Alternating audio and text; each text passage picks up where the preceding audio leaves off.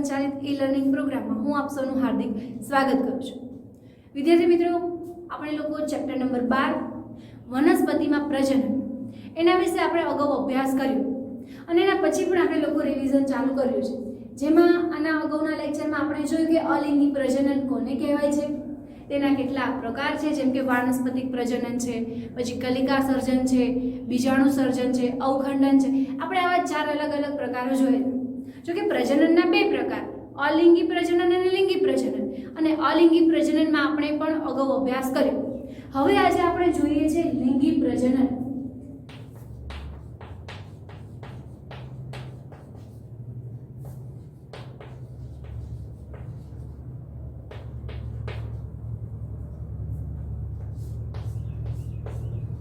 चलो, હવે આપણે લિંગી પ્રજનન વિશે જોઈએ તો આપણે જોયું કે લિંગી પ્રજનન એ કોના દ્વારા થશે, તો લિંગી પ્રજનન જે છે એ પુષ્પ દ્વારા થાય છે। કેમ કે પુષ્પ જે છે એ કેવું અંગ છે, પ્રાજનિક અંગ છે, બરાબર। હવે આ પુષ્પમાં આપણને લોકોને એક જોવા મળે છે સ્ત્રી કેસર અને બીજું જોવા મળે છે પુંકેસર। સ્ત્રી કેસર છે એ માદા પ્રજનન અંગ છે અને પુંકેસર છે એ શું છે,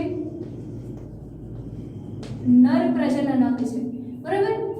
પુષ્પ છે એ પ્રાજનિક અંગ છે અને એમાં પણ જે સ્ત્રી કેસર છે એ માદા પ્રજનન અંગ છે અને નર પ્રજનન અંગ કયું છે, પુંકેસર છે, બરાબર। હવે આપણે જોઈએ તો પુષ્પના 2 પ્રકાર પડે। એક તો પહેલું છે એકલિંગી પુષ્પ। હવે એકલિંગી પુષ્પ એટલે શું, તો જે પુષ્પ જેનું નામ જોઈને જ ખબર પડે, એકલિંગી એટલે કે જેમાં એક જ લિંગ હોય, એટલે કોઈ પુષ્પની અંદર કાં તો સ્ત્રી કેસર હોય અથવા તો પુંકેસર હોય, બંને એક સાથે નહીં। જો એની અંદર સ્ત્રી કેસર હશે તો પુંકેસર નહીં હોય અને જો પુંકેસર હશે તો સ્ત્રી કેસર નહીં હોય, એટલે બંનેમાંથી જો કોઈ એક જ હાજર હોય તો એને કહેવાય છે એકલિંગી પુષ્પ, બરાબર।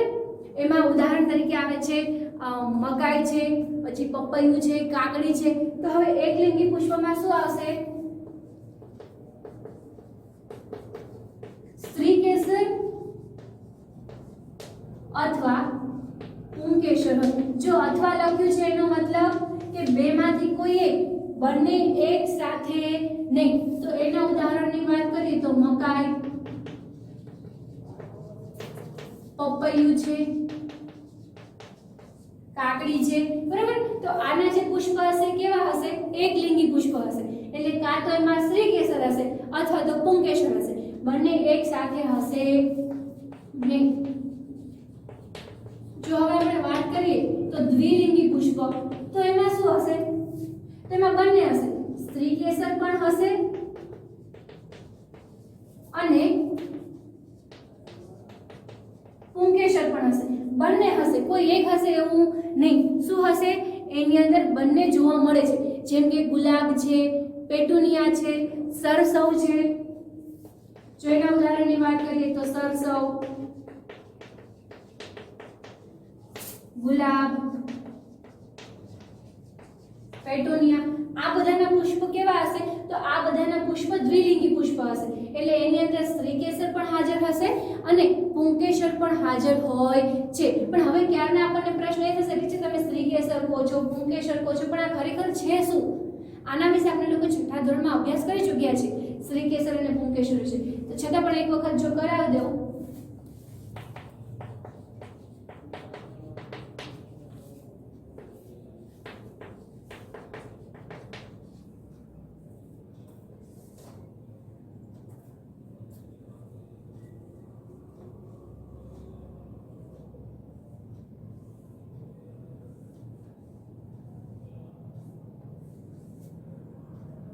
આ રીતે સ્ત્રી કેસર હોય, આને કહેવાય પરાગાસન, આને કહેવાય પરાગવાહિની અને આને કહેવાય અંડાશય। હવે અંડાશયનો જો તમને અંદરનો ભાગ દેખાડું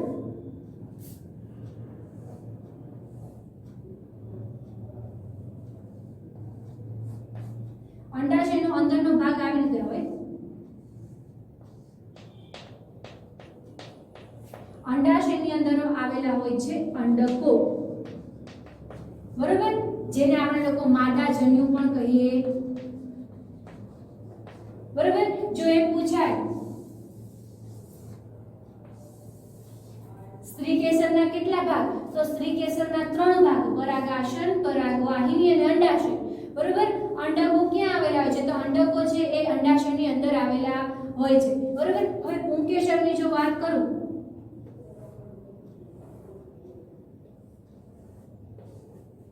આ ઉપરનો જે ભાગ છે એ છે પરાગાશય અને આ જે નીચેનો ભાગ છે એ છે તંતુ, બરોબર છે. ચલો આ તંતુ. હવે પરાગાશયની અંદર શું આવેલી હોય છે, પરાગરજ, અને આ પરાગરજ એટલે નરજન્યુ, બરોબર છે. ચલો જો સ્ત્રીકેસરના કેટલા ભાગ, 3 ભાગ, પરાગાશન, પરાગવાહિની અને અંડાશય, બરોબર. અંડકો ક્યાં આવેલા હોય છે, તો અંડકો અંડાશયની અંદર આવેલા હોય છે. જો પુંકેસરની વાત કરીએ તો પુંકેસરના 2 ભાગ, પરાગાશય અને તંતુ, બરોબર. તો પરાગાશયમાં કોણ આવેલું હોય છે, પરાગરજ આવેલી હોય છે, જેને શું કહીએ છીએ, નરજન્યુ કહીએ છીએ, અને આ અંડાશયની અંદર અંડકો આવેલા છે, જેને આપણે માદાજન્યુ કહીએ છીએ. તો આ સ્ત્રીકેસર અને પુંકેસરના 2 ભાગો હતા. હવે આપણે આગળ જોઈએ તો તમને લોકોને સ્ત્રીકેસર શું અને પુંકેસર શું એના વિશે ખ્યાલ આવી ગયો. ચલો હવે આગળ જોઈએ તો હવે શું થશે,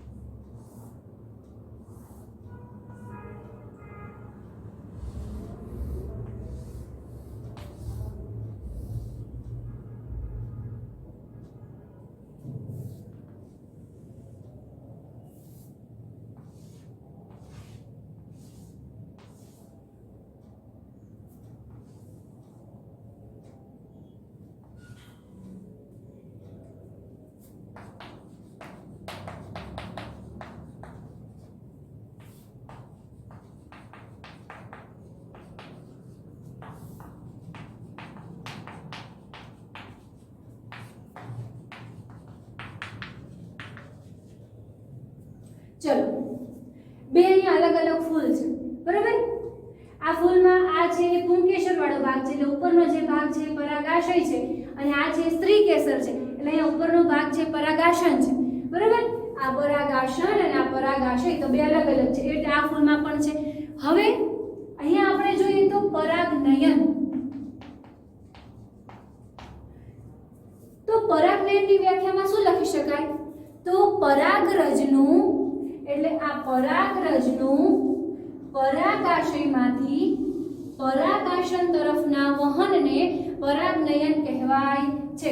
શું આવશે, પરાગરજનું પરાગાશયમાંથી પરાગાશન તરફના વહનને પરાગનયન કહે છે. જો જાસૂદના ફૂલમાં તમે ક્યારેક જોયો હશે ને તો ઉપર એકદમ કણી કણી વાળું હોય, આપણા હાથમાં પેલું પીળો પીળો કલરનું ચોંટી જાય છે. તમે ક્યારેક જાસૂદનું ફૂલ જોજો તો એને શું કહેવાય, એને કહેવાય પરાગરજ. એટલે હવે શું થશે, અહીંયા પરાગરજ છે એ પરાગાશયમાંથી જો પરાગાશન તરફ જાય છે તો એને કહેવાય પરાગનયન, બરોબર છે. હવે પરાગનયનના બે પ્રકાર, એક તો સ્વપરાગનયન અને બીજું છે પરપરાગનયન. જો ઈ પરાગરજ છે પરાગાશયમાંથી નીકળીને એ જ ફૂલના પરાગાશન પર બેસે છે, બરોબર। પરાગરજ પહેલા ક્યાં હોય એ મનમાં યાદ કરી લો। પરાગરજ પરાગાશય ઉપર હોય, બરોબર। એટલે પુંકેસરનો ભાગ છે, જ્યારે સ્ત્રીકેસરનો ભાગ કયો છે? પરાગાશન। એટલે કોઈ પરાગરજ છે એ પરાગાશયમાંથી નીકળીને એ જ ફૂલ બદલાતું નથી, એ જ ફૂલના પરાગાશન પર બેસે તો એને કહેવાય સ્વપરાગનયન। પોતાનું ફૂલ, સ્વ એટલે પોતાનું, બરોબર। સ્વ એટલે પોતાનું, એટલે આ જે થાય છે પરાગરજ પરાગાશયમાંથી નીકળીને ક્યાં જાય છે? પરાગાશન પર જાય છે, પણ એ પરાગાશન કયા ફૂલનું? પોતાનું જ ફૂલ, તો એને કહેવાય સ્વપરાગનયન।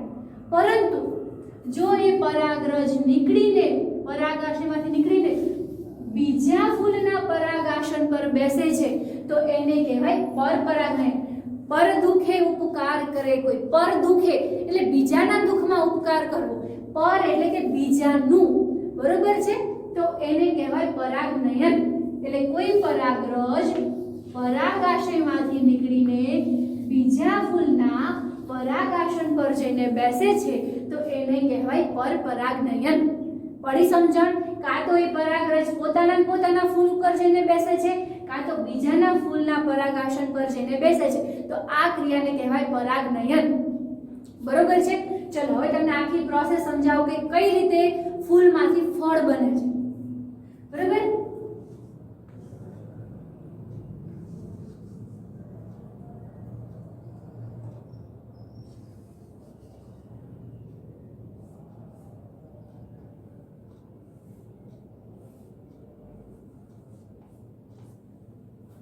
ચલો આ શું છે?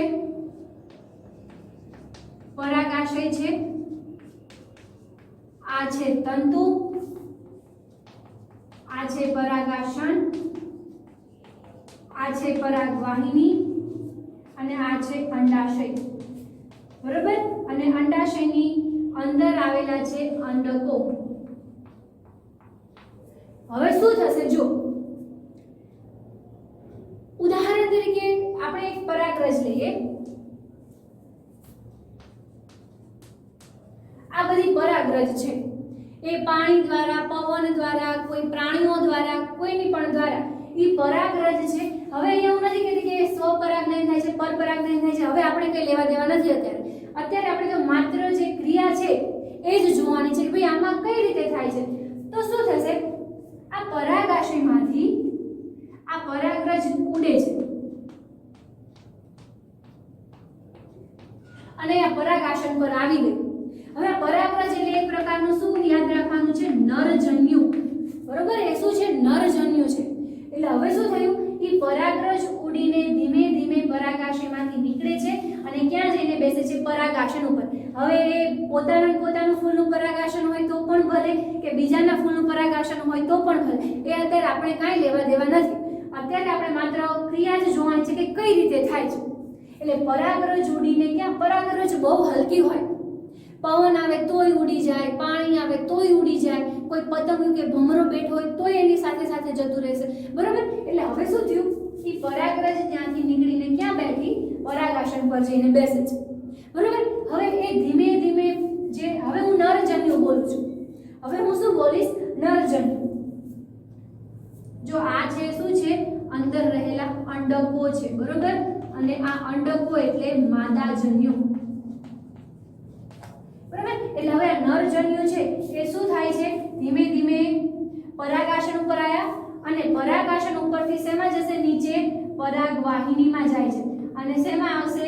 અહીંયા અંડાશયમાં આવી જાય છે, બરોબર। શેમાં આવી ગયું? અંડાશયની અંદર આવી ગયું। હવે આ જે માદાજન્યુ છે એ અને નરજન્યુ છે એ બંને એકબીજા સાથે જોડાશે। આ જે માદાજન્યુ તો ઓલરેડી એની અંદર હતા જ પહેલેથી, નરજન્યુ ઉપરથી આવે છે નીચે, એટલે નરજન્યુ અને માદાજન્યુના સંયુગ્મનથી એક કોષ બને છે, બરોબર। શું આવશે? નરજન્યુ અને માદાજન્યુના સંયુગ્મનથી એક કોષ બને છે જેને ફલિતાંડ કહે છે. બરોબર. શું થયું? નરજન્યુ તો ઉપરથી નીચે આવ્યા, માદાજન્યુ તો ઓલરેડી અંડાશયની અંદર હતા જ તે. બરોબર. હવે એ બંને ભેગા થઈને એક બીજો કોષ બનાવે છે જેને આપણે કહીએ છીએ ફલિતાંડ. અને આ ફલિતાંડ બનવાની ક્રિયાને શું કહેવાય છે? ફલન કહેવાય. બરોબર. એટલે શું થાય? નરજન્યુ અહીંયાથી નીકળે છે, પરાગાસન પર બેસે છે, પરાગાસન ઉપરથી પરાગવાહિનીમાંથી ધીમે ધીમે ધીમે ક્યાં આવે છે? આ અંડાશયમાં આવે છે. હવે અંડાશયમાં પહેલેથી જ માદાજન્યુ હાજર હતા જ, એટલે આ નરજન્યુ અને માદાજન્યુ ભેગા મળીને એક બીજો કોષ બનાવ્યો જેને આપણે નામ આપીએ છીએ ફલિતાંડ. અને આ ફલિતાંડ બનવાની ક્રિયાને આપણે લોકો કહીએ છીએ ફલન. પડે છે સમજણ? એને કહેવાય છે ફલન. હવે આ ફલિતાંડ છે એ શેમાં વિકાસ પામે છે? તો આ ફલિતાંડ છે એ ભ્રૂણમાં વિકાસ પામે છે. શું થાય છે? ભ્રૂણમાં વિકાસ પામે છે. હવે એ કોષ છે, ફલિતાંડ છે, એ આની અંદર જ રહેશે. ક્યાં રહેશે? આની અંદર રહેશે. બરોબર છે. હવે શું થવાનું? હવે ધીમે ધીમે જેમ જેમ એનો વિકાસ થતો જશે એમ એમ એ પરિપક્વ થતું જશે. કેમ? સૌથી પહેલા ઈંડું મૂક્યું હોય કોઈ પક્ષીએ તો પછી એમાં સૌથી પહેલા એ ઈંડું એમના પડ્યું રહેશે અને પછી જ્યારે થશે ત્યારે એ ઈંડું તૂટી જશે અને અંદરથી કોઈ પક્ષી છે બહાર આવશે. તો હવે આમાં શું થશે? આ જે ફલિતાંડ હતો એ ભ્રૂણની અંદર વિકાસ પામે છે. હવે એક સમય એવો આવશે, શું થાય છે? એક સમય એવો આવશે કે આ જે અંડાશય છે એ હવે શું બની જશે? ફળ બની જશે. ફળ એટલે ફ્રૂટ. હા, આપણી કેરી છે, તરબૂચ છે, પપૈયું છે, સફરજન છે, આ બધા ફ્રૂટની વાત કરું છું. બરોબર. એટલે હવે શું થશે? આ જે અંડાશય છે એ એકદમ સરસ મજાનું પરિપક્વ ફળ જેવું થઈ જશે. અને હવે શું થવાનું? હવે આ ફૂલના પાંદડા ખરી જશે, પુંકેસર ખરી જશે, પછી પરાગાસન ખરી જશે, પરાગવાહિની ખરી જશે, એની ડાળી ખરી જશે, એના ડાળખા ખરી જશે, બધું ખરી જવાનું. માત્ર શું બચશે? તો માત્ર આ જે અંડાશય વાળો ભાગ છે એ જ બચે છે. બાકીના ફૂલના જેટલા પણ ભાગો હશે એ બધા ભાગો પડી જવાના છે.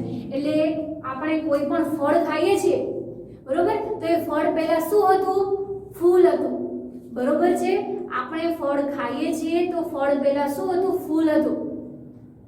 તમે ક્યારેક જો આપણે કેરી લઈએ છીએ, આપણે હંમેશા કેરી કેવી રીતે તોડીએ છીએ?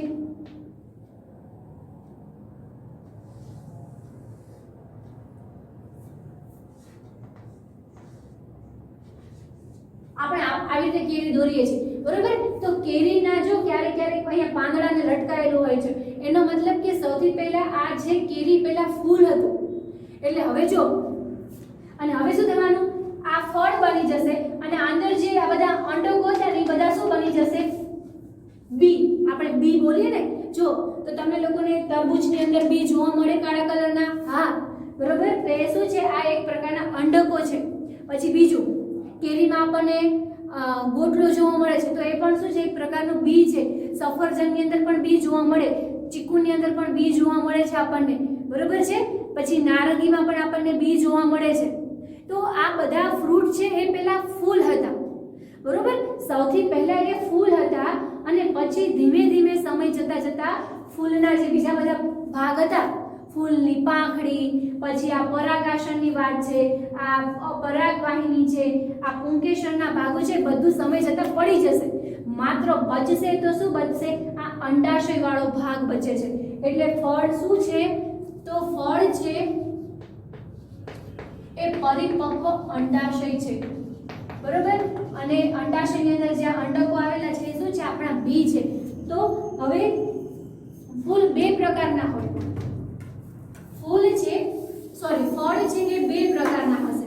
એક તો માસલ ફળ અને બીજું છે શુષ્ક ફળ.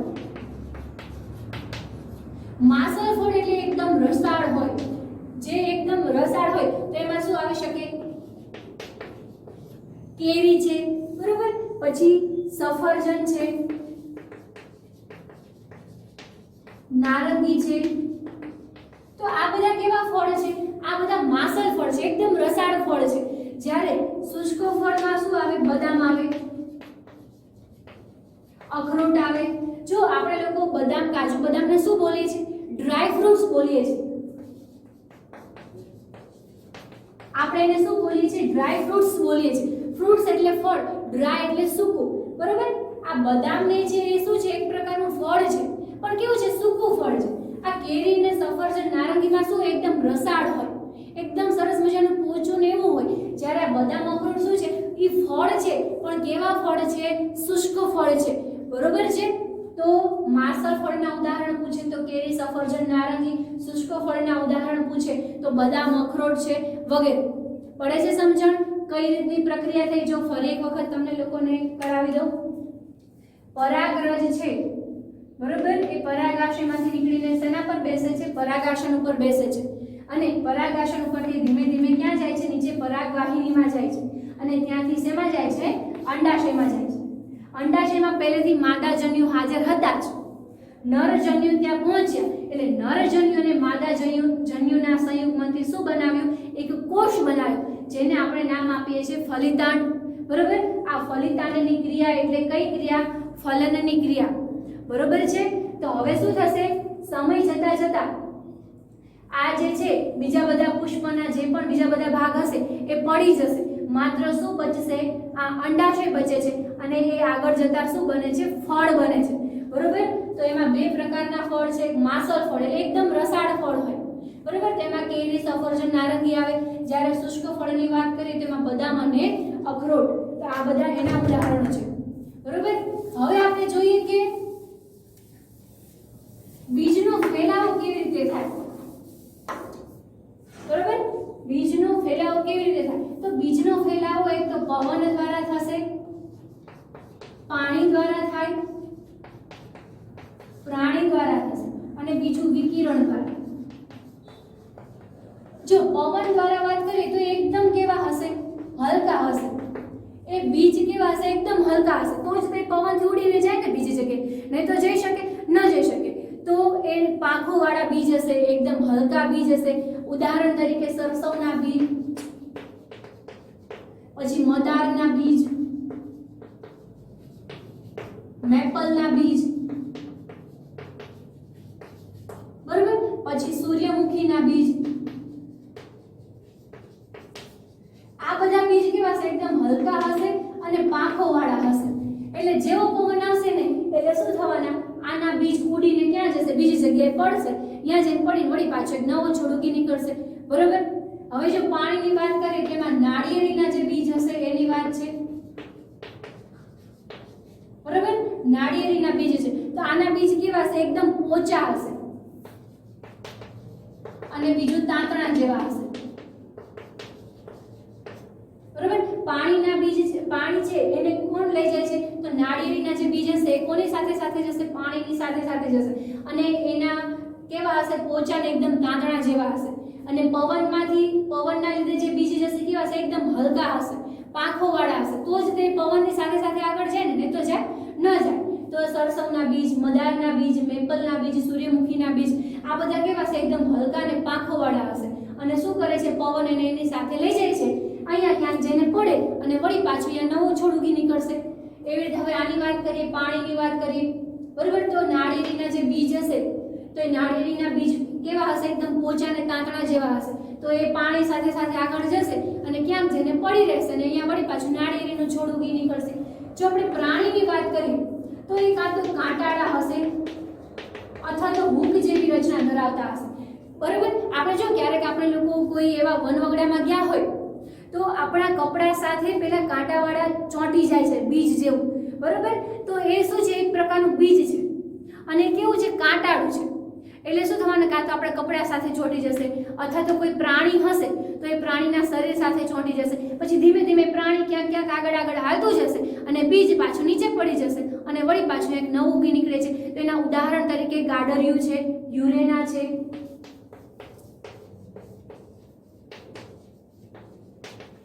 ગાડરિયું છે, યુરેના છે. તો એ બધા પ્રાણીની મદદથી આગળ જાય છે. જ્યારે વિકિરણ દ્વારા એટલે કે એમાં શું થશે? એકદમ એટલું શું થશે? ઝટકાથી ફૂટશે કે એ બીજ એમાંથી નીકળીને બહુ દૂર જઈને પડે છે, જમીન ઉપર પડે અને અહીંયા વળી પાછું ઉગી નીકળે છે. ઉદાહરણ તરીકે એરંડાના બીજ. શું થશે? આ એરંડાના બીજ છે એ એકદમ એટલા ઝટકાથી ફૂટશે ને કે એ જઈને ક્યાં પડશે? ખૂબ દૂર જઈને પડે છે અને અહીંયા જમીન ઉપર પડે છે ને વળી પાછો એક નવો છોડ ઉગી નીકળે છે.